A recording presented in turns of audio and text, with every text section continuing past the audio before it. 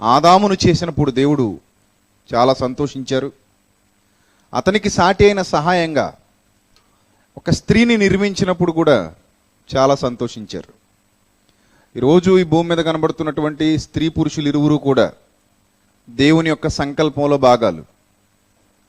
మనకి ఈ విధమైన ఆకారం ఈరోజు మనకు ఉంది అంటే ఒకనాడు దేవుడు సంకల్పించాడు కాబట్టి ఇక్కడ స్త్రీలు ఉన్నారు, అదేవిధంగా ఎవరున్నారు? పురుషులు ఉన్నారు. ప్రారంభంలో దేవుడు ఆదామును మరలా అతని భార్య అయిన హవ్వను నిర్మించి వారిరువురిని జతపరిచి మీ ద్వారా ఈ ప్రపంచమంతా విస్తరించాలి, మీరు ఈ భూమిని నిండించాలి, మీరు ఫలించాలి, అభివృద్ధి పొందాలి అని దేవుడు వారికి తన దయను చూపించి ఈ ప్రకృతిని అంతటినీ వారి వశం చేసి వారి పాదాల క్రింద నుంచి చక్కటి జీవితాన్ని వాళ్ళందరికీ అనుగ్రహించారు. అలాంటి జీవితాన్ని వాళ్ళు పొందుకున్న ఆ కాలంలో దేవుడు ఆనందంగానే ఉన్నారు. దేవుడు ఆనందంగానే ఉన్నారు. కానీ కొంతకాలానికి ఆయన మనసులో ఒక మార్పు సంభవించింది. దాన్ని మీరు జాగ్రత్తగా దైవ గ్రంథంలో పరిశీలన చేయగలిగితే ఆదికాండంలో 6వ అధ్యాయంలో వ్రాయబడినటువంటి ఒక విశేషమైన సందర్భాన్ని మీరు జాగ్రత్తగా చూడాలి. ఆదికాండం 6వ అధ్యాయము 5వ వచనం జాగ్రత్తగా చూద్దాం. ఆదికాండం 6వ అధ్యాయము 5వ వచనం. నరుల చెడుతనము భూమి మీద గొప్పదనియు వారి హృదయము యొక్క తలంపులలోని ఊహ అంతయు ఎల్లప్పుడూ కేవలము చెడ్డదనియు యెహోవా చూచి తాను భూమి మీద నరులను చేసినందుకు యెహోవా సంతాపము నొంది తన హృదయములో నొచ్చుకొనెను. చూసారా? నొచ్చుకొనెను. ఎందుకు నొచ్చుకొనెను? దేవుడే నొచ్చుకుంటున్నాడట హృదయంలో. దేవునికే హృదయంలో ఏం కలిగింది? బాధ కలిగింది. దేవునికే హృదయంలో నొప్పి కలిగింది. కారణం ఏంటి? దేవునికే హృదయంలో నొప్పి కలగడానికి గల కారణం ఏంటి అని మీరు జాగ్రత్తగా ఆలోచన చేస్తే, సృష్టించినప్పుడు ఆనందంగా ఉన్నటువంటి తండ్రి, మానవుల్ని నిర్మించినప్పుడు ఆనందంగా ఉన్నటువంటి దేవాది దేవుడు సృష్టికర్త, ఆ మానవులు పెరిగి పెద్దవారై భూమి మీద వాళ్ళకంటూ ఒక జీవితాన్ని ఏర్పరచుకున్న తర్వాత మాత్రం ఆనందంగా లేరు. ఎందుకు ఆనందంగా లేరు? ఎందుకు ఆయన సంతోషంగా లేరు? ఎందుకు ఆయన బాధపడుతున్నారు? ఎందుకు ఆయన హృదయంలో నొచ్చుకుంటున్నారు? ఇది ఆయన పిల్లలుగా మనకు తెలియాలి.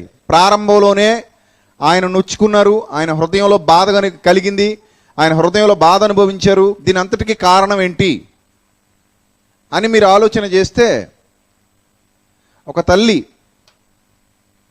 బిడ్డను కన్న తర్వాత చాలా కష్టపడి ఆ బిడ్డ కోసం ఎన్నో నిద్రలేని రాత్రులు గడిపి ఎంతో శ్రమించి ఎన్నో కష్ట నష్టాలు కూర్చి తనకున్నా లేకపోయినా తాను సంపాదించింది ఆ బిడ్డకు పెట్టుకుని వాడిని ప్రయోజకుని చేయాలనే తపనతో తాపత్రయంతో ఎన్నో శ్రమలు అనుభవించి ఎన్నో కష్టాలు అనుభవించి వాడు పెద్దవాడైన తర్వాత వాడికి వివాహం కూడా చేసి చక్కటి జీవితాన్ని నా బిడ్డ పొందుకున్నాడు అని ఆనందపడే లోపు ఆ బిడ్డ తల్లి గుండెల మీద తన్నేసి, ఇక నువ్వు నా ఇంట్లో ఉండటానికి వీల్లేదు, ఇక నీతో పని అయిపోయింది, నీ కష్టంతో పని ముగిసిపోయింది, నాకు రెక్కలు వచ్చేసాయి, నేను ఇప్పుడు ఎగిరిపోతాను ఆనందంగా, నువ్వు మాత్రం బయటికి పోవాలి అని బయటికి తన్నేస్తే, బయటికి గెంటేస్తే, ఎండకు ఎండుతూ వానకు తడుస్తూ చలికి వణుకుతూ కనీసం ఆకలి అన్నప్పుడు ఆ ఆకలి బాధ అనుభవిస్తున్నప్పుడు కనీసం ఆమెకు మంచినీళ్ళు ఇచ్చేవాళ్ళు లేక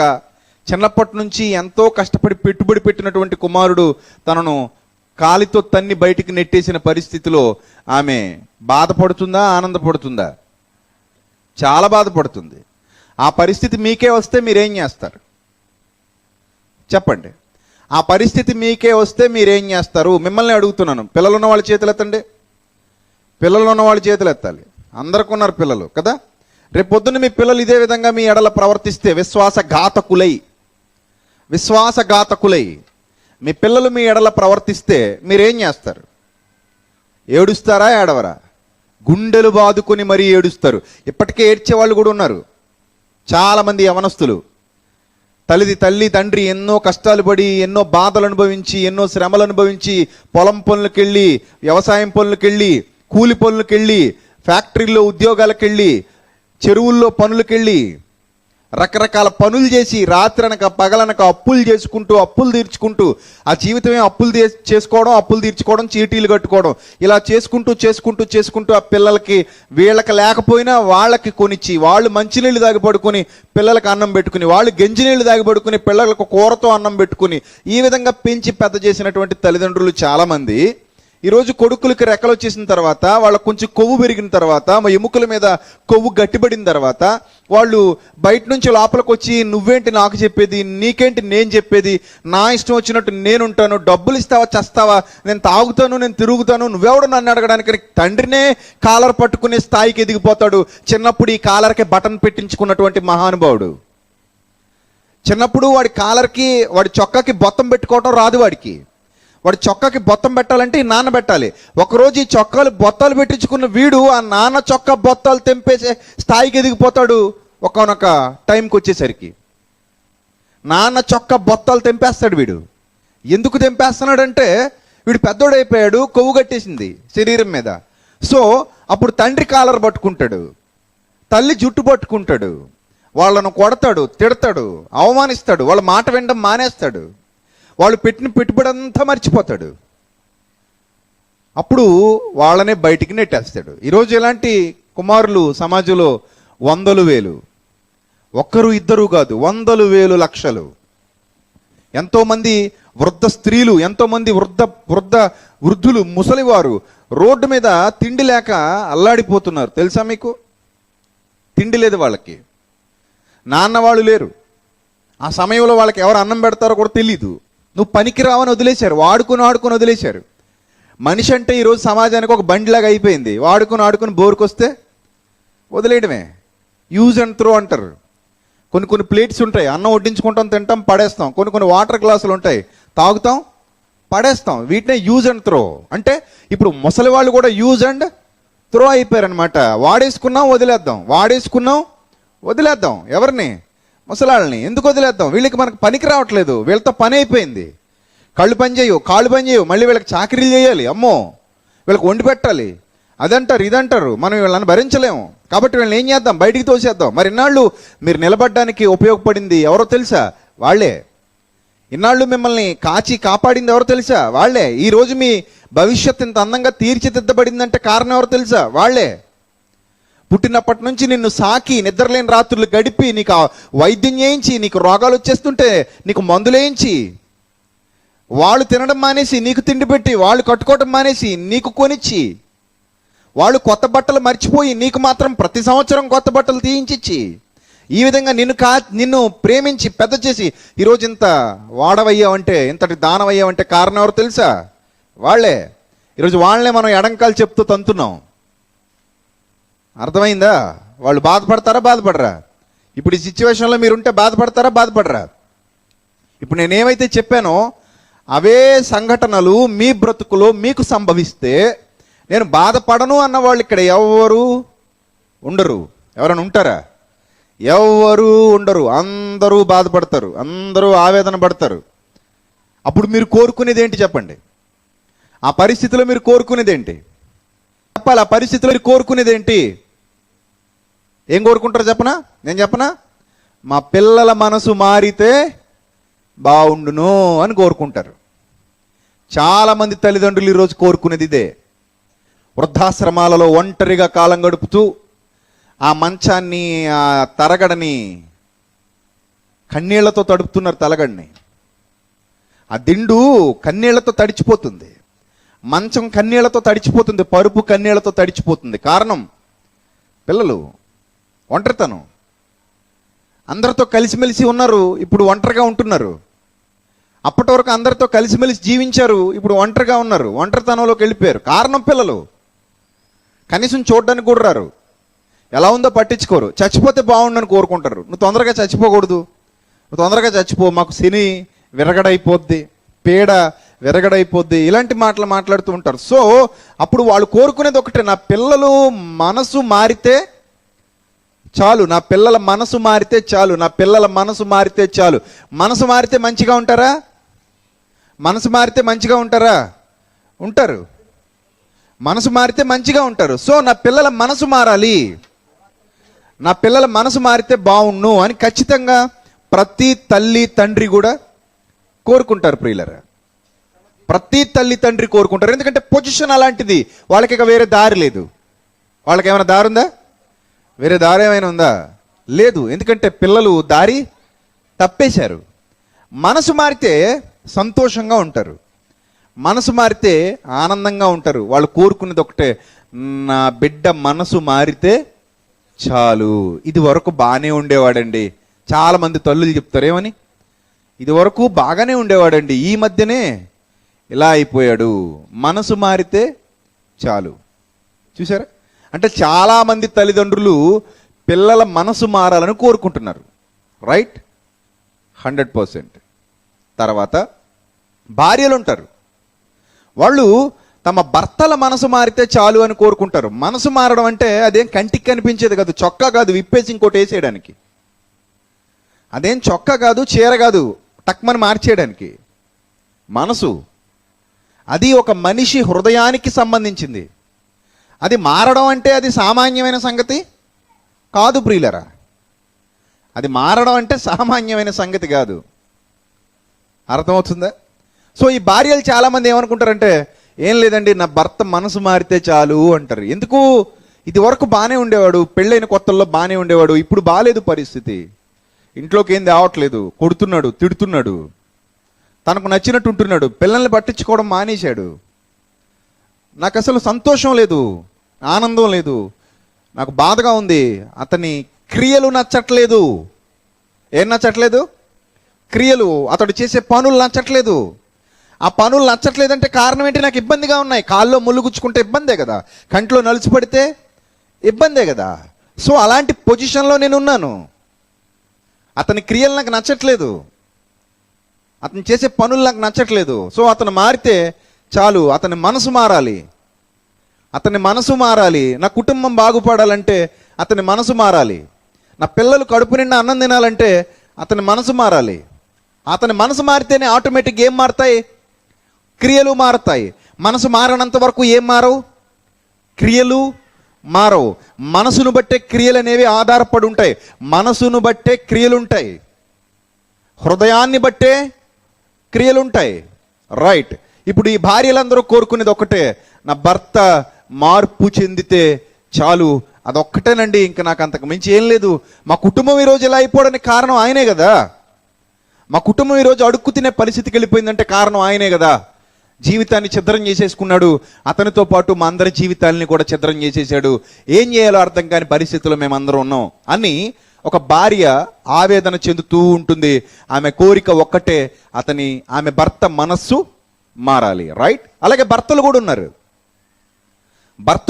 బాధ అనుభవించేవాళ్ళు. నా భార్య మనసు మారాలి, ఆమె క్యారెక్టర్ బాగోదు, ఆమె మంచిది కాదు, ఆమె స్వభావం మంచిది కాదు, ఆమె ఆలోచన విధానం మంచిది కాదు, ఆమె అసలు ఒక స్త్రీలాగే ప్రవర్తించదు, ఒక స్త్రీకి ఉండాల్సినటువంటి మంచి మంచి లక్షణాలు ఏవి ఆమెలో లేవు, ఆమెకు అణుకువే లేదు, తగ్గించుకునే మనస్తత్వమే లేదు, చాలా క్రూరంగా ప్రవర్తిస్తుంది, చాలా అన్యాయంగా మాట్లాడుతుంది, చాలా దౌర్జన్యంగా మాట్లాడుతుంది, చాలా కించపరిచి మాట్లాడుతుంది, అవమానపరిచి మాట్లాడుతుంది.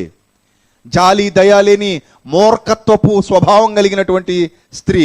పిల్లల్ని పట్టించుకోదు, నన్ను పట్టించుకోదు, ఇంటిని పట్టించుకోదు, సరిగా ఉండదు. సో దీనివల్ల మా ఫ్యామిలీ మొత్తం డిస్టర్బ్ అయిపోయింది. మాకు అసలు ఎవరికి బాలేదు, ఇంట్లో మాకు అసలు సంతోషం లేదు, ఆనందం లేదు. ఆమె మారితే చాలు. ఇది ఒక భర్త కోరిక. ఈరోజు సమాజం అంతా అలాగే ఉంది. ఏ కుటుంబంలో చూసినా ప్రతి ఒక్కరి మనస్సులోనూ ఈ భావాలు ఉన్నాయి. మిమ్మల్ని మీరుగా సూటిగా మీకు మీరుగా ఒక ప్రశ్న వేసుకోండి. రాత్రి మీ హృదయాన్ని అడగండి, ఎవరో ఒకరు మారాలన్న ఆశ మీలో ఉందా లేదా? మీ కుటుంబంలో ఎవరో మారాలని మీరు కోరుకుంటున్నారా లేదా? అలా అనుకుంటున్న వాళ్ళు చేతులు ఎత్తండి. నా కుటుంబంలో ఎవరో మారాలని నేను కోరుకుంటున్నానండి అన్నవాళ్ళు ఎవరు లేరు ఇక్కడ? చాలామంది ఉన్నారు.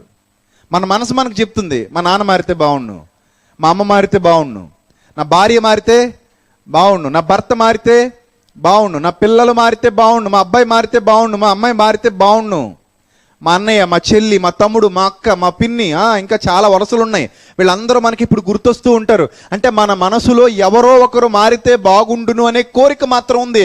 ఎవరో ఒకరు, మీ తాతయ్య కావచ్చు, మీ అమ్మమ్మ కావచ్చు, మీ నాయనమ్మ కావచ్చు, మీ నాన్నగారు కావచ్చు, మీ అమ్మగారు కావచ్చు, మీ అత్తగారు కావచ్చు, మీ మామగారు కావచ్చు, మీ చెల్లెలు కావచ్చు, మీ అక్క కావచ్చు, మీ పిన్ని కావచ్చు, మీ తల్లి కావచ్చు, ఎవరైనా కావచ్చు, మీ పిల్లలైనా కావచ్చు.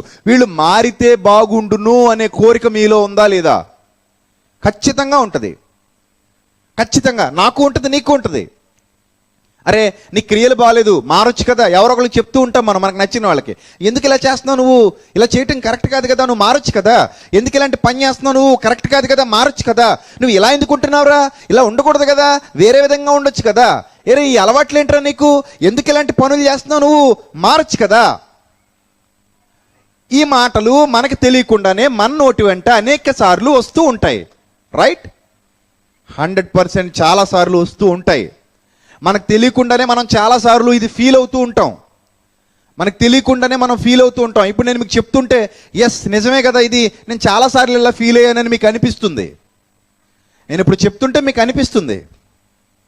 మీ మనసులో ఎవరో మారాలన్న తలంపు ఉంది, ఎవరో మారాలన్న కోరిక ఉంది, ఎవరో మారితే బాగుండు అది చూడాలన్న ఆశ ఉంది. ఈ ఆశ కలిగి చాలామంది బ్రతుకుతున్నారు ఈరోజు సమాజంలో. ఈ ఆశ కలిగి బ్రతుకుతున్న వాళ్ళు సమాజంలో చాలామంది ఉన్నారు. ఒక్క క్రైస్తవులనే అనుకోకండి, హిందువుల్లో ఉన్నారు, ముస్లిమ్స్లో ఉన్నారు, ఏ దేవుణ్ణి నమ్మని వాళ్ళలో ఉన్నారు. ఈరోజు ప్రపంచంలో చాలామంది చాలా మతాల్లో ఇలాంటి ఆశ కలిగిన వాళ్ళు ఉన్నారు. వాళ్ళ ఆశ ఏంటో తెలుసా? తన మనసులో ఉన్న ఎవరో, తనని గుచ్చుతున్న ఎవరో, తనని బాధిస్తున్న ఎవరో, తనని ఇబ్బంది పెడుతున్న ఎవరో, తనకు నచ్చని కార్యాలు చేస్తున్న ఎవరో ఒకరు మారితే బాగుండు, వాళ్ళని నా కళ్ళారా చూడాలి. వాళ్ళు ఎవరో ఒకరు సమ్ పర్సన్ వాళ్ళు మారితే చాలు, నేను చూడాలి. నా ఆశ ఎప్పుడు తీరుతుందో, చాలా ఇబ్బంది పడుతున్నాను, ఇతను మారితే బాగుండు. ఇంకో విషయం చెప్పమంటారా? ఇది కేవలం రక్త సంబంధాల విషయంలోనే కాదు, మనకి సంబంధం లేని వాళ్ళ విషయంలో కూడా కొన్ని సందర్భాల్లో మనకు అనిపిస్తుంది. ఉదాహరణకి ఒక పాలేరు ఉంటాడు, ఒక రైతు ఉంటాడు. ఈ రైతుకు ముక్కు మీద కోపం, ఈ పాలేరు ఏం చేసినా రైతుకి నచ్చదు. రైతు పిచ్చోడు ఒక ముక్కలో చెప్పాలంటే. అప్పుడు ఈ పాలేరు ఏమనుకుంటాడు తెలుసా? ఈ పిచ్చోడు మారితే బాగుండు, నేను ఏం చేసినా నన్ను బాధ పెడుతూనే ఉన్నాడు, నేనేం చేసినా నన్ను ఇబ్బంది పెడుతూనే ఉన్నాడు. ఆఫీసులో జాబ్ చేసేవాళ్ళు ఉంటారు, వాళ్ళ మేనేజర్ ఉంటాడు, వాడు బాగా క్రూరుడు, వాడు బాగా శాడిస్ట్, వాడు బాగా కఠినాత్ముడు, ఏదేదో మాట్లాడుతూ ఉంటాడు. అప్పుడు వీళ్ళ జాబ్లో ఇమ్మలేకపోతారు, అలాగని జాబ్ మానలేరు. జాబ్ మానేస్తే వీళ్ళకి తిండి ఉండదు. సో అలాంటి సిచ్యువేషన్లో వాళ్ళు ఎన్నో ఇబ్బందులు పడుతూ, ఎన్నో బాధలు అనుభవిస్తూ వాళ్ళు ఏమనుకుంటారో తెలుసా?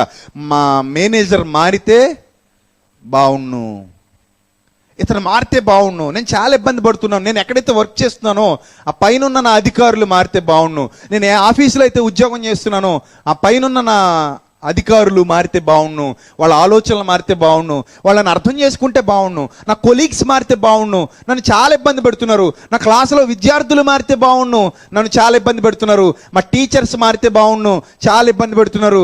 ఎక్కడికి పోదాం చెప్పండి? ప్రపంచంలో ప్రతి ఒక్కడు ఏం కోరుకుంటున్నాడు చెప్పాలి? ఇప్పుడు ప్రపంచంలో ప్రతి ఒక్కడు ఏం కోరుకుంటున్నాడు? ఎదుటివాడి మార్పు కోరుకుంటున్నాడు. am I right? రైట్. ప్రతివాడు ప్రపంచంలో ఎదుటివాడి మార్పు కోరుకుంటున్నాడు. ఇంకా గట్టిగా మాట్లాడితే ప్రజలందరూ ఏకంగా కూడి ఏమంటారో తెలుసా? నాయకులు మారితే బాగుండు, మా బతుకులు బాగుపడతాయి కదా. నాయకులు మారితే బాగుండు. ఆ మధ్య మోడీ గారు ప్రతి ఒక్కడి అకౌంట్లో 15,000, 20,000, 25,000 వేస్తానన్నాడు. అందరూ అకౌంట్లు ఓపెన్ చేసేసారు, నిజంగా వేసేస్తాడేమో అనుకొని. ఏమైనా వేసాడా? ఇంకా రాలేదు, డబ్బులు గాల్లో ఉన్నట్టున్నాయి. స్విస్ బ్యాంకులోంచి ఒలుచుకుని వచ్చేసి మన బ్యాంకుల్లో వేసేస్తానన్నాడు ఆయన. స్విస్ బ్యాంకుల్లో ఇంకా స్విచ్ ఆన్ చేయలేదు, మన ఖాతా ఇంకా కళకళలాడట్లేదు. ఎన్ని 15,000 కాదండి, అంతకుముందు స్విస్ బ్యాంకులో డబ్బులు వచ్చేస్తే మనిషికి ఎన్ని లక్షలు, 15 లక్షలు, 20 లక్షలు కానీ మనిషికి వేసేస్తామని చెప్పి అన్ని కాలిక్యులేషన్స్ వేసి చూపించారు కొంతమంది. మరి ఇవన్నీ ఊహాగానాలో వాస్తవాలో మనకు తెలియదు. కానీ ఎవరి అకౌంట్లోకి ₹1 కూడా రాలేదు సరికదా, జిఎస్టీ పేరుతోనూ ఉన్న అకౌంట్లో డబ్బులన్నీ గాల్లో కలిసిపోతున్నాయి. హోటల్కి వెళ్తే జిఎస్టీ, ఏదైనా కొంటే జిఎస్టీ, ఏదైనా కట్టుకుంటే జిఎస్టీ, బట్టలు కొంటే జిఎస్టీ, కేక్ కొంటే జిఎస్టీ, ఏది కొన్నా జిఎస్టీ జిఎస్టీ జిఎస్టీ. మొత్తం మీద మన డబ్బులన్నీ లాక్కుపోతున్నారు. మన అకౌంట్లో పడ్డం మా తర్వాత మా దేవుడు ఎరుగు. ముందు మన అకౌంట్లు గొల్లైపోకుండా ఉంటే చాలు బాబు అనిపిస్తుంది ఈరోజు గవర్నమెంట్ని చూస్తుంటే. అప్పుడు ప్రజలు ఏమనుకుంటారు తెలుసా? ఎంతమంది రాజకీయ నాయకులు ఉన్నారు, ఈ రాజకీయ నాయకులందరూ ప్రజల డబ్బు దోచేసుకున్నారు, వీళ్ళు తీసుకెళ్లి స్విస్ బ్యాంకులో కోట్లు దాచేసుకున్నారు, వీళ్ళు చేస్తే ఆ అకౌంట్లు ఎవరో కూడా తెలియక ఆ డబ్బు అలా మూలుగుతుంది. అదేదో పేదలకు పంచితే బాగుండు కదా, నాయకుల్లో మార్పు రావాలి, నాయకుల్లో మార్పు వస్తే చూద్దామన్న ఆశతో చాలామంది ప్రజలు ఉన్నారు కదా. ఇలా మనం సమాజాన్ని చూస్తుంటే ప్రతి చోట ప్రతి ఒక్కరూ కోరుకునేది ఒకటే, మార్పు మార్పు మార్పు. ప్రజల్లో మార్పు రావాలి, ప్రతి ఒక్కరిలో మార్పు రావాలి. నన్ను నేను చూసుకోకుండా ఎదుటి వాళ్ళు ఎవరిలోనో మార్పు రావాలి, ఎవరిలోనో మార్పు రావాలని నేను కలలు కంటున్నాను, నువ్వు కలలు కంటున్నావు. రైట్, ఇది నీకు సమ్మతమైన విషయమేనా? సమ్మతమే. ఇది నీకు ఆమోదయోగ్యమైనదేనా? ఆమోదయోగ్యమే. నువ్వు కోరుకునే కోరిక మంచిదేనా? వాళ్ళలో మార్పు రావాలని మంచిదే. దానివల్ల నీకు ఏదైనా ఉపయోగం ఉందా? ఉంది. నీ ప్రయోజనం కోసం, నీకు ఇబ్బంది కలగకుండా ఉండడం కోసం, నీ కుటుంబంలోనో, నీ బయట వాళ్ళలోనో, నీ సమాజంలోనో మార్పు రావాలని నువ్వు కోరుకుంటున్నావు. రైట్. మరి ఇప్పుడు ఇంత సమాజం ఉందే, ఇంతమంది పిల్లలు ఉన్నారే, ఇన్ని దేశాల్లో ప్రజలు ఉన్నారే, వీళ్ళందరూ ఎవరో తెలుసా? వీళ్ళందరూ ఎవరో తెలుసా? ఒకే తండ్రి సంతానం. వీళ్ళందరూ ఒకే తండ్రి సంతానం. మీరందరూ ఒకే తండ్రి సంతానం. ఒకే తండ్రికి పుట్టిన వారము మనమంతా. ఈరోజు కులాల పేరిట, వర్గాల పేరిట, మతాల పేరిట, ప్రాంతాల పేరిట, జాతుల పేరిట విడిపోయి ఎవరికి వారు యమునా తీరే అన్నట్టుగా విభజించుకొని కొట్టుకొని చస్తున్నప్పటికీ మనమందరము ఒకే తండ్రికి సంతానమై ఉన్నాము. మనందరి తండ్రి ఒక్కడే, ఆయనే దేవాది దేవుడు, ఆయనే సృష్టికర్త. మరి ఈ సృష్టికర్త ఎంతమంది మారాలని కోరుకోవడం తప్ప? చెప్పండి. మార్పు రావాలని నువ్వే కోరుతున్నావంటే దేవుడు కోరుకోవటంలో తప్పుందా? లేదు. మార్పు రావాలని నువ్వే నీకు నువ్వుగా ఓన్గా నువ్వే కోరుకుంటున్నావు. నీ హృదయంలోనే అనిపిస్తుంది, వాళ్ళు మారితే బాగుండు, వీళ్ళు మారితే బాగుండు, ఉగ్రవాదులు మారిపోతే బాగుండు, నక్సలైట్లు మారిపోతే బాగుండు, దొంగలు మారిపోతే బాగుండు, నా డబ్బు దోచుకోకుండా, నరహంతకులు మారిపోతే బాగుండు, నాకు కీడు చేయకుండా, వ్యభిచారులు మారిపోతే బాగుండు, సమాజం ఎలా ఉండకుండా. ఇలాంటి ఆలోచనలు నీకే వస్తున్నప్పుడు కుటుంబంలో వాళ్ళు మారిపోతే బాగుండు, వీళ్ళు మారిపోతే బాగుండు నీకే అనిపిస్తున్నప్పుడు, అంత ఎందుకండి? ఒక పచ్చి తాగుబోతు యవనస్తుడు ఉంటాడు, వాడికి కూడా వాళ్ళ నాన్న మారాలనిపిస్తుంది. వాళ్ళ నాన్నకేమో కొడుకు మారాలనిపిస్తుంది, వీడు తాగుడు మానాలి. వీడికేమనిపిస్తుందో తెలుసా? మా నాన్న నన్ను తిట్టుడు మానాలి, తన్నుడు మానాలి. అర్థమైందా? తాగేసి ఇంటికి వెళ్ళిన మా నాన్ననేమి అన్నని అనకుండా చికెన్ ముక్కలు పెట్టి భోజనం పెట్టి పడుకోబెట్టే రోజులు వస్తే ఎంత బాగుండో అనుకుంటాడు వీడు. అంటే వీడు కూడా ఏం కోరుకుంటున్నాడు? వీళ్ళ నాన్న మార్పు కోరుకుంటున్నాడు. ఈ పనికి మాలినోడు, చెడిపోయినోడు కూడా మంచోడు చెడిపోవాలని కోరుకుంటాడు, లేదా మంచోడు మౌనంగా ఉండాలని కోరుకుంటాడు. చెడిపోయినోడు కోరిక అదే, మంచోడు మౌనంగా ఉండాలి. మంచివాడు చెడిపోయిన వాడిని గద్దించకూడదు, వాడు మౌనంగా ఉండాలన్నది వీడి కోరిక. నేను ఎంతైనా చెడిపోతాను, నేను ఎన్ని పనికిమాలిన పనులైనా చేసుకుంటాను, నువ్వు మాత్రం నన్నేమి అనకూడదు, నువ్వు మౌనంగా ఉంటే చాలు, నాకు నేను ఎలాగే తగలడిపోతాను. ఇలా ప్రపంచంలో ప్రతి ఒక్కరూ మార్పు కోరుకుంటున్నారు, బాధ కలిగి. మరి దేవుడికి బాధ కలగదా? దేవుడికి బాధ కలగట్లేదా? నీ భార్య వల్ల నీకు బాధ, నీ భర్త వల్ల నీకు బాధ, నీ పిల్లల వల్ల నీకు బాధ, నీ తల్లిదండ్రుల వల్ల నీకు బాధ, సమాజంలో ఎవరి వల్ల నీకు బాధ. కానీ నీ వల్ల ఎవరికి బాధో తెలుసా? నీ వల్ల ఎవరికి బాధో తెలుసా? నీ తండ్రికి బాధ. నీ మార్పు ఎవరు కోరుకుంటున్నారో తెలుసా? నీ మార్పు నీ తండ్రి కోరుకుంటున్నాడు. ఎందుకో తెలుసా? నీ క్రియల వలన ఆయనకు నొప్పి కలుగుతుంది. బాధ్యతగా పెంచుకున్న తండ్రి దగ్గరికి కొడుకు బాగున్నాడు, చక్కగా ఉన్నాడు, హాయిగా ప్రయోజకుడు అవుతున్నాడని ఆనందపడే సమయంలో వినకూడని వార్త ఒకటి వచ్చి, మీ అబ్బాయి పోలీసులకు దొరికిపోయాడు, మీ అబ్బాయి పోలీసులకు పట్టుబడ్డాడు, మీ అబ్బాయి ఇలాంటి వాడు అలాంటి వాడని వార్త అతని చెవి దగ్గరకు వస్తే తండ్రి తట్టుకుంటాడా? తండ్రి తట్టుకోగలడా? తట్టుకోలేడు, పరుగు పరుగున వెళ్ళిపోతాడు, నిర్ఘాంతపోతాడు. నిర్ఘాంతపోయి హృదయంలో ఆ కొడుకును చూసి ఏమనుకుంటాడు తెలుసా? నొచ్చుకుంటాడు. అయ్యో, వీడు పుట్టకపోయినా బాగుండేదేమో. ఒక తండ్రిగా నీకింత బాధ్యత ఉండి, ఏది 20 ఏళ్ళు పెంచినందుకే నీకింత నొప్పిగా ఉండి పుట్టకపోతే బాగుండునేమో అనుకుంటే, జీవితకాలం అంతా పెంచేవాడు అలా అనుకోవటంలో న్యాయం లేదా? 20 ఏళ్ళు పెంచినందుకే నీకు ఇలాంటి ఆలోచన వస్తుంటే, జీవితం అంతా పెంచేవాడు, జీవితాన్నే ఇచ్చినవాడు, జనన మరణాలకు కారణమైన వాడు, సమస్త సృష్టికి ఆధారమైన వాడు, నేటికి నువ్వు ఈ భూమి మీద మనుగడ కొనసాగిస్తున్నావంటే దానికి కారణమైన వాడు, అలాంటి సర్వ సృష్టికర్త దేవాది దేవుడు అలా కోరుకోవడంలో న్యాయం లేదంటావా? న్యాయం లేదా? ఉంది. నీ కోరికలో న్యాయం ఉంటే ఆయన కోరికలో సంపూర్ణమైన న్యాయం ఉంది. నీ కోరికలో ఉన్నది అర్ధన్యాయం. ఆయన కోరికలో ఉన్నది పూర్ణమైన న్యాయం, పూర్ణమైన ధర్మం. కారణం, నీకు సంబంధించినంత వరకు సమస్తానికి ఆధారం, సమస్తానికి అధిపతి ఆయనే. నీకు సంబంధించినంత వరకు సమస్తానికి అధికారి ఎవరు? ఆయనే. ఏది నువ్వు తెచ్చుకున్నది, ఏది నీది, ఏది నాది, నాకెక్కడిది? ఇది నాది అన్నప్పుడు అది నాకెక్కడిది అని కూడా ఒకసారి అనుకో. ఇది నాది అనటానికి ముందు ఇది నాకెక్కడిది అనే ప్రశ్న కూడా ఒకసారి వేసుకో. ఇది నాకెక్కడిది అంటే ఎక్కడిది? ఈ భూమి మీద ఏది నాది అనుకున్నా అదంతా నాకెక్కడిది? దేవుడిచ్చినది. లేకపోతే నాకేమీ లేదు, లేకపోతే నాకేమీ లభించదు. అలాంటి నీ జీవితం, ఆయన మీద ఆధారపడి బ్రతకవలసినటువంటి, బ్రతుకుతున్నటువంటి నీ జీవితం నీకు నచ్చినట్టుగా పాడు చేస్తుంటే మారాలని నీ తండ్రి కోరడా? చెప్పండి. మారాలని నీ తండ్రి కోరడా? కోరతాడా? కోరుతున్నాడా? ఎంతమందిని కోరుతున్నాడు అంటారు? ఈ రాత్రి ఇక్కడున్న చాలా మంది ఉన్నారు కదా, మీ ఒక్కరే ఇక్కడ ఉన్నారు, మేము ఎవరిక్కడ లేము. కాసేపు అనుకోండి, మీరు ఒక్కడే ఇక్కడ ఉన్నారు, మేము ఎవరిక్కడ లేము. దేవుడున్నాడు, మీరున్నారు. దేవుడున్నాడు ఇక్కడ, మీరు ఒక్కరే ఉన్నారు.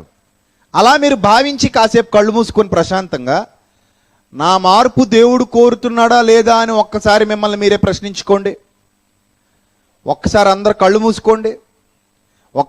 కళ్ళు మూసుకోండి దయచేసి. ఒక్కసారి మిమ్మల్ని మీరే ప్రశ్న వేసుకోండి కళ్ళు మూసుకొని. ఇక్కడ ఎవరూ లేరు మీరు తప్ప, ఇక్కడ ఎవ్వరూ లేరు, మీరు ఒక్కరే ఉన్నారు. దయచేసి అందరు కళ్ళు మూసుకోవాలి. ఇక్కడ ఎవ్వరూ లేరు, మీరు ఒక్కరే ఉన్నారు.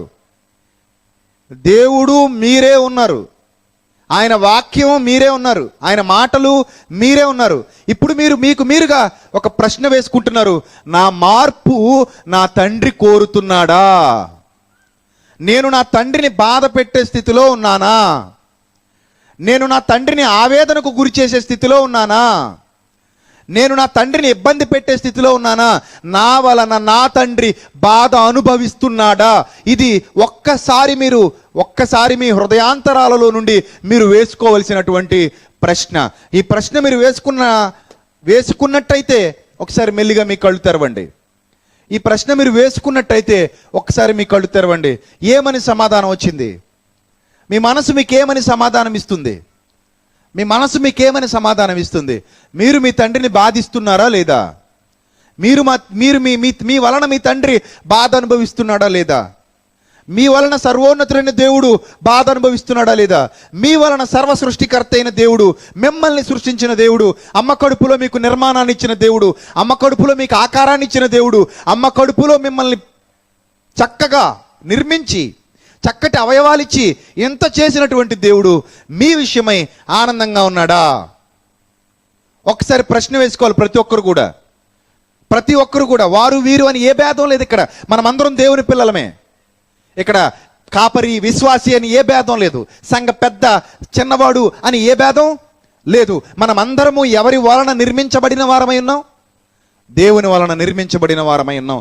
ఒక్కసారి మీకు మీరుగా ప్రశ్న వేసుకున్నారు ఈ రాత్రి, ఏమని సమాధానం వచ్చింది? నా మార్పు దేవుడు కోరుతున్నాడని నాకు అనిపించింది అన్న వాళ్ళు చేయొత్తండి. నా మార్పు దేవుడు కోరుతున్నాడని నాకు అనిపించింది అన్న వాళ్ళు చేయొత్తండి. ఉన్నారు. మరికొందరు ఉన్నారు, వాళ్ళు చెయ్యి ఎత్తడానికి సిగ్గుపడుతున్నారు. ఎందుకో తెలుసా?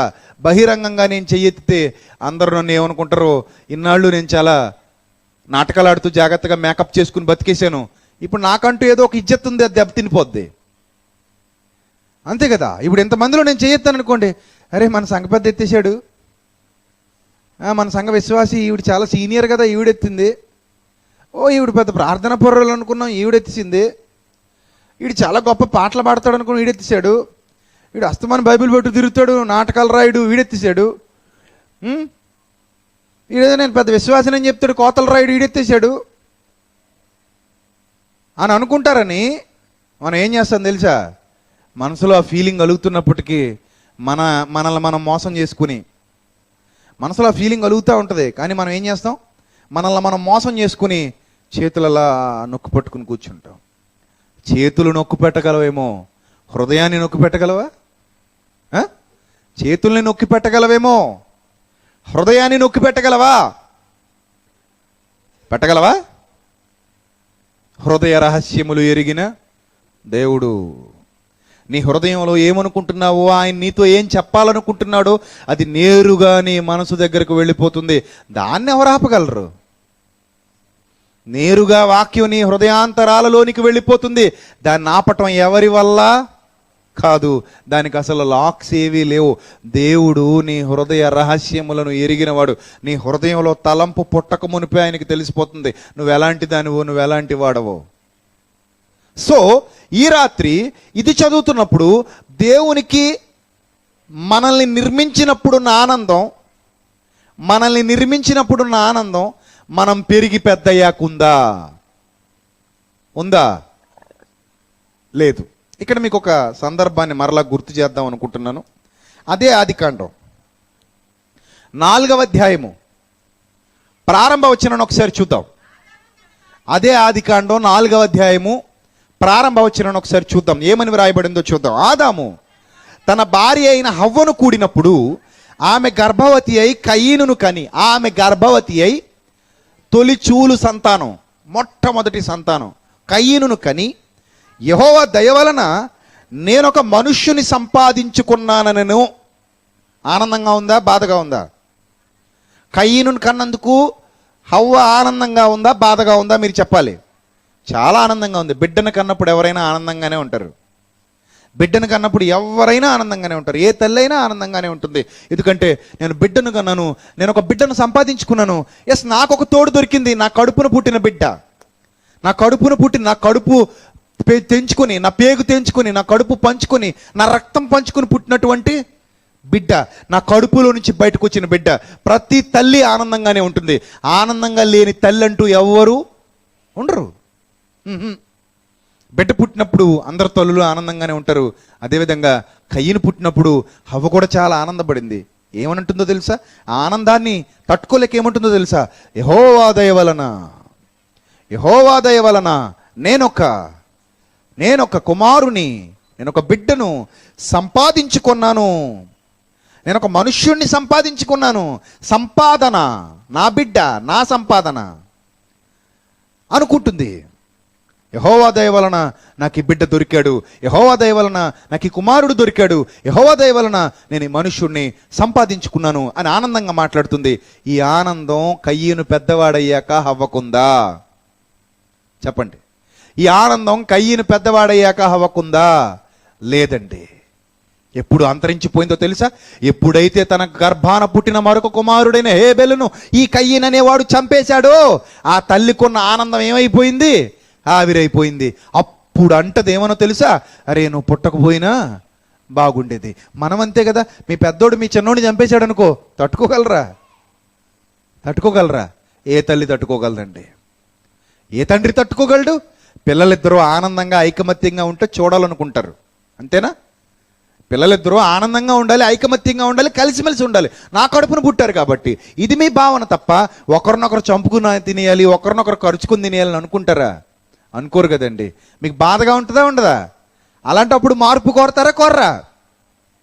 మార్పు కోరుకుంటారా కోరుకోరా? చెప్పండి. కోరుకుంటారు కదా. మరి దేవుడు మీ మార్పు కోరుకోవటంలో న్యాయం లేదా?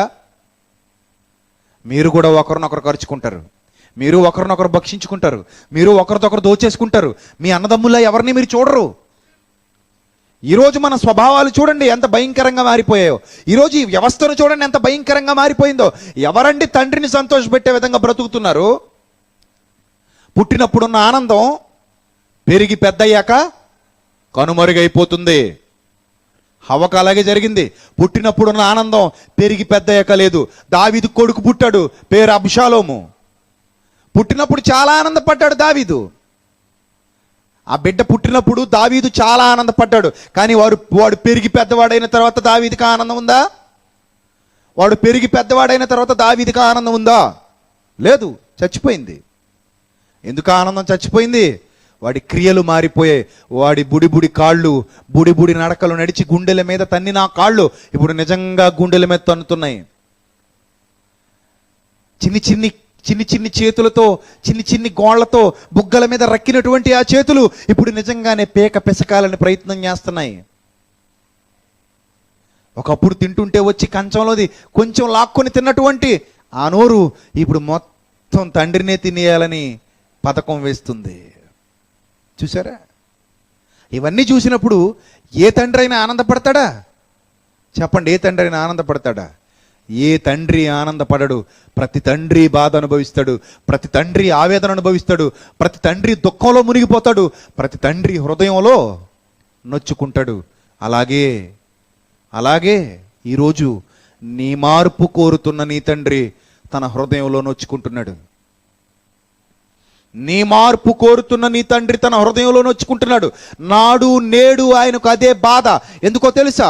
నాడైనా నేడైనా మనిషి హృదయంలో ప్రతి తలంపు కేవలము చెడ్డది కాదా? నాడున్న మనుషుల కంటే నేడున్న మనుషులు ఏమైనా గొప్పవాళ్ళ? నాడున్న మనుషుల కంటే నేడున్న మనుషులు ఏమైనా తీసిపోయే విధంగా బ్రతుకుతున్నారా? లేదే. అందరి జీవితాలు అలాగే ఉన్నాయి. నటిస్తూ ఎవరు చూడట్లేదు అనుకుంటూ కాలం గడుపుతున్నారు, ఎవరు పట్టించుకోవట్లేదు అనుకుంటూ కాలం గడుపుతున్నారు. నాలాంటి వాళ్ళు చాలామంది ఉన్నారులే, నేను ఒక్కడిని ఇలా ఉంటే ఏమైందిలే, నేను ఒక్కదాన్ని ఇలా ఉంటే ఏమైందిలే అనుకుంటూ ఎవరినో పోల్చుకుంటూ, వాడు నాకంటే పెద్ద వెధవ కదా, నేను ఇంకా కొంచెం తక్కువ వెధవనే కదా, వాడే అలా ఉన్నప్పుడు నేను ఇలా ఉంటే పెద్ద ప్రాబ్లం ఏముందిలే అనుకొని ఎవన్నో చూసి వీళ్ళు ఏం చేసేసుకుంటున్నారు? సమర్థించుకుంటున్నారు. ఆ జీవితాలు చూసినప్పుడు, ఇలాంటి దౌర్భాగ్యకరమైన వాతావరణాన్ని చూసినప్పుడు, ఇలాంటి చెడిపోయిన జీవితాలు చూసినప్పుడు, ఇలాంటి భ్రష్ట హృదయాలు చూసినప్పుడు తండ్రి అయిన దేవుడికి సంతోషం ఉంటుందా? సంతోషం ఉంటుందా? ఉంటుంది అని అన్నావు అనుకో, నీ కుటుంబం చెడిపోతే నీకు సంతోషం ఉంటుందని చెప్పు. నీ బిడ్డలు ఎంత చెడిపోతే అంత సంతోషం అని నీకు చెప్పు. నీ పిల్లలు ఎంత పాడైపోతే అంత సంతోషమా నీకు చెప్పు. నీ పిల్లలు ఎంత నష్టపోతే అంత సంతోషమా నీకు చెప్పు. కాదు, తట్టుకోలేవు. నా పిల్లలు బాగుండాలి, నా పిల్లల జీవితాలు బాగుండాలి, నా పిల్లలు ప్రయోజకులు కావాలి. ప్రతి ఒక్క తల్లిదండ్రి ఆలోచన ఇదే. కానీ నీ తండ్రి కూడా నీ గురించి ఎలాగే ఆలోచిస్తున్నాడంటే మాత్రం ఎందుకో నీ తలకెక్కట్లేదు. నీ తండ్రి కూడా నీ గురించి సేమ్ టు సేమ్ ఇలానే ఆలోచిస్తున్నాడు. నీ తలకెక్కట్లేదు. నువ్వెందుకో దాన్ని పట్టించుకోవట్లేదు, నువ్వెందుకో దాని గురించి ఆలోచించట్లేదు. కానీ ఈరోజు నీ తండ్రి నీ గురించి ఇలాగే ఆలోచిస్తున్నాడు. చూడండి, ఆ మాట చదవండి, దృష్టిలో పెట్టుకుని, మిమ్మల్ని అందరినీ దృష్టిలో పెట్టుకుని ఆ మాట చదవండి. ఆదికాండం 6వ అధ్యాయం 5వ వచనం. మిమ్మల్ని అందరినీ మీరే దృష్టిలో పెట్టుకుని, మీకు మీరుగా ప్రశ్న వేసుకుంటూ, మీతో సూటిగా ఈ వాక్యం మాట్లాడుతుందని గుర్తు చేసుకుంటూ, దేవుడు సూటిగా నిన్నే ప్రశ్నిస్తున్నాడని గుర్తు చేసుకుంటూ ఈ మాట చదువు. నువ్వు ఎవరైనా సరే, నువ్వు యవనస్తుడివా, నువ్వు యవనస్తురాలివా, నువ్వు ఎవరైతే ఏంటి, దేవుడు సూటిగా నిన్నే ప్రశ్నిస్తున్నాడు, నీతోనే మాట్లాడుతున్నాడు, నీతోనే మాట్లాడుతున్నాడు ఈ వాక్యం ద్వారా. అప్పుడు నువ్వు సమాధానం చెప్పు ఆయనకి. ఏమనో తెలుసా? నీ హృదయములో చెడుతనము, నీ హృదయములో చెడుతనము భూమి మీద గొప్పదనియు. నీ హృదయంలో చెడుతనం ఉంది కదా. ఇప్పుడు నువ్వు ఆలోచిస్తున్న ఆలోచన, చెడ్డ ఆలోచనలు, నీచమైన ఆలోచనలు, దారి తప్పిన ఆలోచనలు, నీ హృదయంలో చెడుతనము భూమి మీద గొప్పదనియు. నీ హృదయం యొక్క తలంపులలోని ఊహ అంతయు ఎప్పుడు దరిద్రపు ఊహలు. నీ హృదయం ఎప్పుడైనా మంచిగా ఆలోచించిందా? పవిత్రంగా ఆలోచించిందా? పరిశుద్ధత కోసం ఆలోచించిందా? అరే ఈ రోజైనా నీతిగా ఉండాలి, కనీసం ఈ విషయంలో అయినా నీతిగా ఉండాలని ఎప్పుడైనా అనుకున్నావా? లేదు.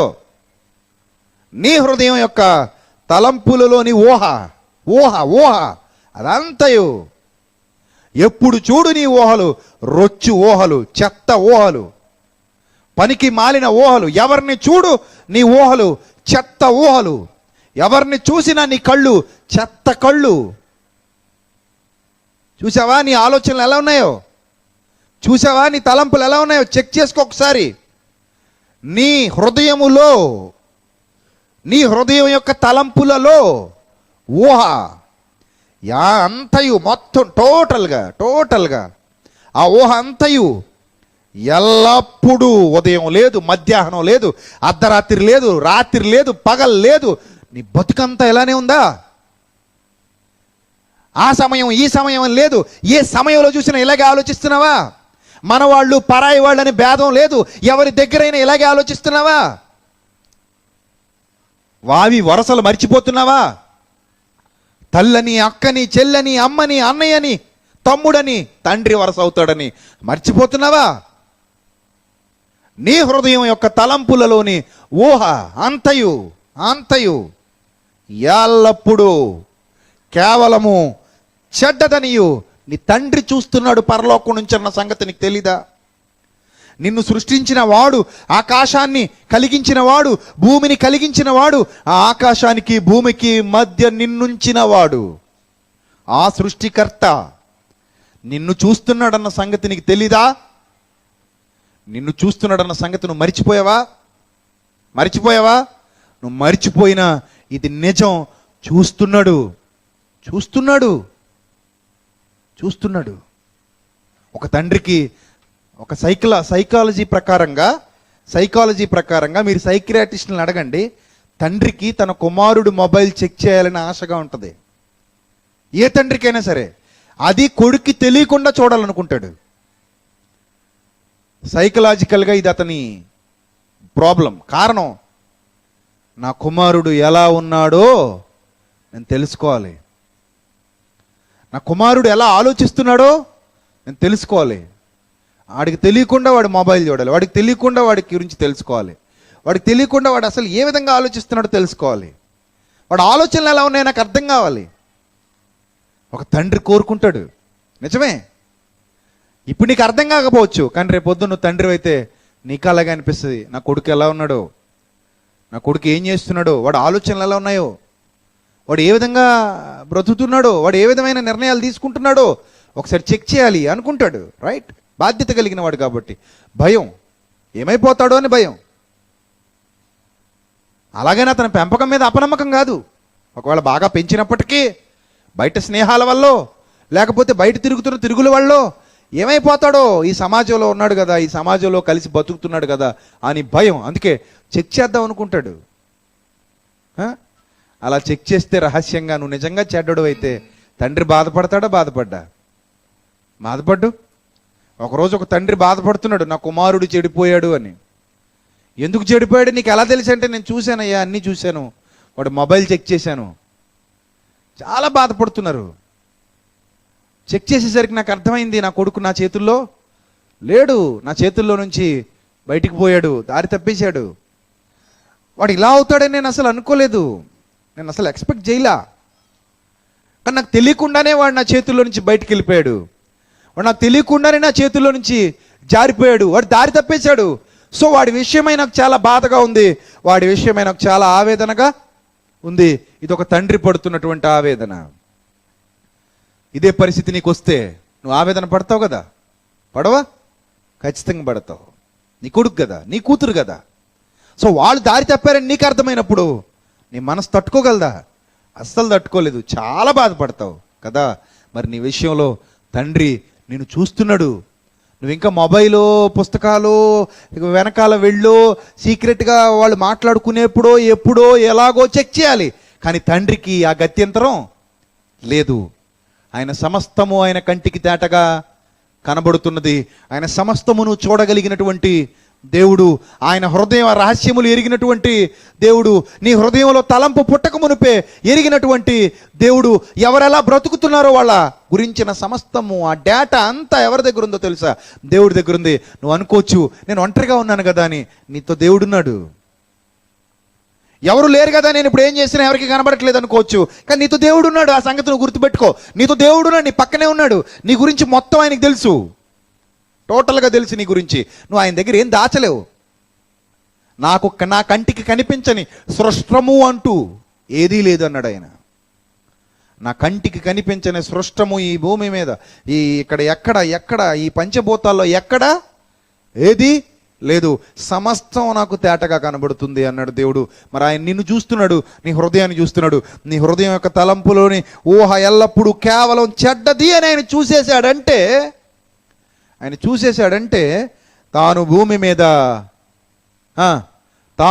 మీద నన్ను చేసినందుకు, ఏను నరుడు కదా, నిన్ను చేసినందుకు, ఆయన భూమి మీద నన్ను చేసినందుకు లేదా నిన్ను చేసినందుకు సంతాపము నొంది తన హృదయములో నొచ్చుకొనెను.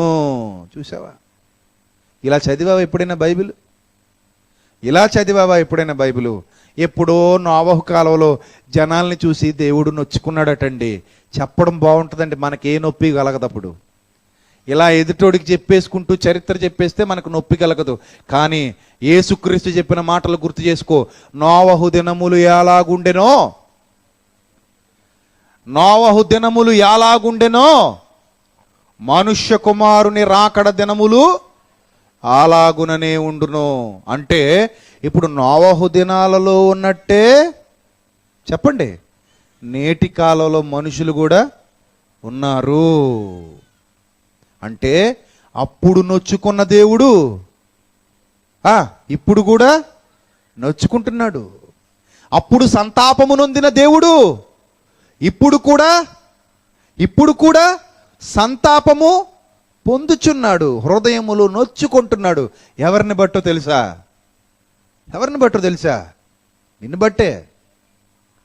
నిన్ను బట్టే, నీ క్రియల్ని బట్టే నీ మీద ఎన్నో ఆశలు పెట్టుకున్నాడు కదా, వమ్ము చేసేసావు. నీ మీద ఎన్నో ఆశలు పెట్టుకుంటే వమ్ము చేసేస్తుంటే నిన్ను బట్టి నీ తండ్రి నొచ్చుకుంటున్నాడు. అందుకే ఈరోజు మీ అందరికీ చెబుతున్నాను, మార్పు అవసరం. ప్రతి మనిషికి మార్పు అవసరం. నీకు కూడా ఈ రాత్రి దేవుని వాక్యం సూటిగా నిన్నే నీ హృదయాంతరాలలోనికి వెళ్ళి గుచ్చి మరీ అడుగుతుంది. నీకు కూడా మార్పు అవసరం. నీకు కూడా మార్పు అవసరం. చాలా విషయాల్లో మార్పు అవసరం. అవన్నీ నీ ముందు రొటేట్ అవుతున్నాయి. Check yourself. ఒకసారి నువ్వు చెక్ చేసుకుంటే ఏ విషయాల్లో నీకు మార్పు అవసరమో అవన్నీ నీ హృదయంలో రొటేట్ అవుతున్నాయి. ఒకదాని తర్వాత ఒకటి నీ హృదయంలో రొటేట్ అవుతున్నాయి. అవన్నీ రొటేట్ అవుతుంటే నీకేమనిపిస్తుందో తెలుసా? నాకు కూడా మార్పు అవసరం. నా తండ్రి నన్ను చూస్తున్నాడు, నా తండ్రి సమస్తము చూస్తున్నాడు. ఆయన దగ్గర నేను ఏది దాచలేను. దాచగలమా? నేను ఏది దాచలేను. ఇప్పుడు ఈ కడవరి దినాలలో, ఈ కాలంలో నా విషయమై నా తండ్రి నొచ్చుకుంటున్నాడు. గనుకనే ఈ వాక్యాన్ని నా దగ్గరికి పంపించాడు. నొచ్చుకుంటున్నాడు గనుకనే ఈ వాక్యాన్ని నా దగ్గరికి పంపించాడు. ఇప్పుడు నా తండ్రికున్న ఏకైక కోరిక ఏంటో తెలుసా? నా మార్పు. ఈరోజు నా తండ్రికున్న ఏకైక కోరిక, నీ తండ్రికున్న ఏకైక కోరిక నీ మార్పు.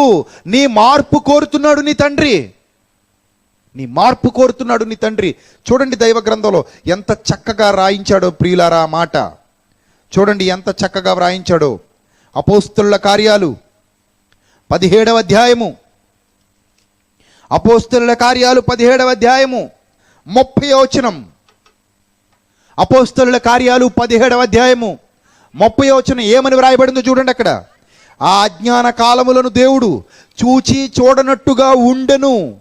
ఇప్పుడైతే అంతటను అందరను మారు మనస్సు పొందవలనని మనుష్యులకు ఆజ్ఞాపించుచున్నాడు ఈ రాత్రి నీతో కూడా ఏమనో తెలుసా? నువ్వు మారాల్సిన సమయం ఆసన్నమైంది. నీ వల్ల నాకు సంతోషం లేదు, నీ వల్ల నాకు ఆనందం లేదు. చిన్నప్పుడు పిల్లలు బాగా అల్లరి చేస్తుంటే మాని పొగనేవారు. ఎప్పుడైనా విన్నారా ఎప్పుడైనా? తవలో నిప్పులు పోసి ఆ నిప్పుల మీద ఏం వేసేవారు? ఎండు మిరపకాయలు నిప్పుల మీద పోసి, తవ్వలో నిప్పులు పోసి, తలుపేసేసి వాళ్ళను లోపలికి తోసేసి మంచం కింద పెట్టేవారట. పూర్వపు శిక్షలు ఇవి. పూర్వం పిల్లలు అల్లరి చేస్తుంటే అలా పెట్టేవారు. నా చిన్నప్పుడు పెద్దలు అనేవారు, రే నువ్వు అల్లరి చేసావా, నీకు పెద్దలు చెప్పేవారు, రే నువ్వు అల్లరి చేసావా, నీకు మానే పొగ ఎట్టేస్తాం అనేవారు. మానే పొగ ఏంటబ్బా అనుకుని ఒకరోజు అడిగితే చెప్పారు మా అమ్మ వాళ్ళు, అసలు ఇంతకు ఏంటమ్మా పొగ అంటే ఏం పెడతారు అంటే, పూర్వం ఇలా పెట్టేవారు మా పెద్దవాళ్ళు. ఎవరైనా తప్పు చేస్తే లోపలికి తీసుకెళ్ళి ఒక తవ్వ తీసుకుని అందులో నిప్పులేసి ఆ నిప్పులు ఏం వేసేవారు? ఎండిమిరపకాయలు వేసేవారు. ఎలా ఉంటుంది తెలుసా? అలా వేస్తే ఎలా ఉంటుంది తెలుసా? మామూలుగా ఎండుమిరపకాయలు వేపుతుంటేనే ఏమొస్తుంది? కొట్టురొచ్చేస్తుంది. ఉండగలం అసలు? దంచుతుంటేనే ఉండలేము.